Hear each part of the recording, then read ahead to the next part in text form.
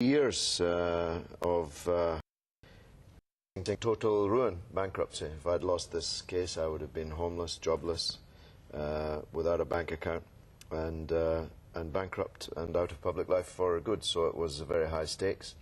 3 years is a long battle, but I'm obviously very pleased now to have finally won it. I mean, do you feel in a way that the Telegraph is almost trying to put that financial pressure on you? Well, you know, one of the problems of trying to clear your name from that kind of assault by multi-billionaire owners of newspapers is that if they dig in and go all the way, then you have to risk absolutely everything in the libel courts.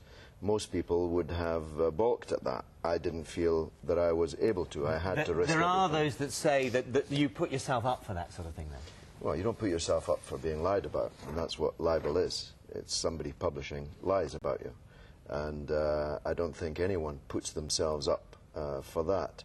No, the Saddam regime never gave me any money, but the newspapers that alleged that he did have had to give me plenty and had to pay out plenty. Now, millions of pounds, because, of course, 150,000 to me, 1.6 million in costs.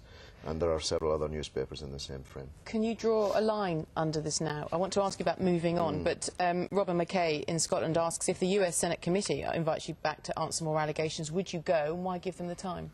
Well, I demanded that they have me back because I think I did quite well the last time, and I think it took our anti-war, anti-Bush campaign forward, and most, even critics, agreed with that. So that's probably the reason why they won't ask me back. But when Senator Coleman, the chairman of the committee, faces election next November, I'll be there in Minnesota, following him around. So how do you move on now? Well, I'm fighting the local elections, which are now 80 days exactly away. We're fighting all over the country. We hope to make a breakthrough, perhaps particularly in East London. But all the publicity over Big Brother, we have to talk about that. Sure. I mean, you were pretty largely pilloried by most sections of the community. You must have felt under pressure. You don't think that's fair? That's completely untrue. I was pilloried by most sections of the media, the same media that have been libeling me for 20 years. But far from being pilloried by the community, there are more people attending my public meetings, more people buying my books, more people buying tickets. Is that just the element of you being controversial? Well, you don't regret that? No, partly. You're right. I mean, just because you're famous doesn't mean people agree with your politics, but it's not a bad start when people come up and ask you if they can take their picture with you. What about the question, then, that people will put, and have put, that why do you do what you do? Is it for you, George Galloway, or is it for the politics? Are they justified in asking that question? You know, life would be very much easier if I just acted like other MPs and sat in the House of Commons bar and picked up my cheque at the end of the month and wasn't even a legend in the house next door, never mind be asked into the Big Brother house. But I don't have unlimited time left to me in this life. No one does, of course, but I think that in the next 15, 20 years, I want to spend my time out there in the public fighting for my ideas, my policies. After all, your news bulletin's been dominated today by the very issues with which I'm most associated.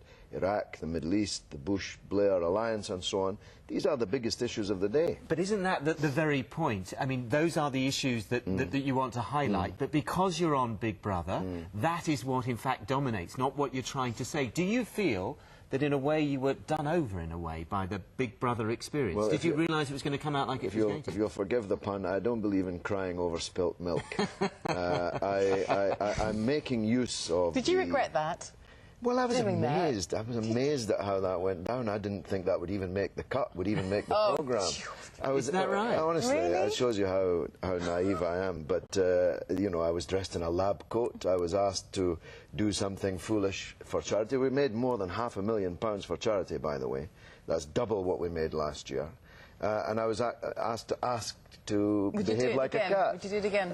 Well, if the cause was right and the cause was going to benefit well enough, then I would. I see Rula Lenska's now signed up as a cat food face, so you've helped there. Well, it's an ill wind that blows nobody any good. I doubt it's the last we'll be hearing from you. Thank you very much, George Galloway. Thank you.